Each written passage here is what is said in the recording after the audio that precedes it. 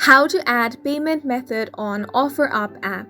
Hi everyone, this is Alana from Create, Login and Delete. Let's jump right into the video. If you want to add payment method on the OfferUp app, in this video I'm going to guide you step by step on how you can do that. The first thing you want to do is have this application installed on your device.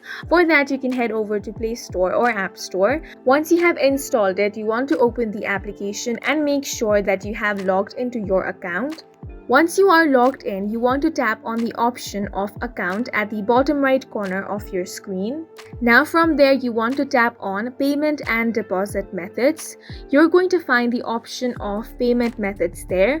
Under that, tap on the add credit/debit card option. Once you tap on that option, you will have to enter some of the details of your credit or debit card. The detail is going to include your card number, name on the card, your billing zip code, CVV number. Just make sure that you enter all these information correctly. Then you want to tap on the save option. Once you do that, follow the on-screen prompts and then the payment method is going to be added on the OfferUp app. You can add multiple credit or debit cards to your account, then use the set as default button to make one your primary payment method.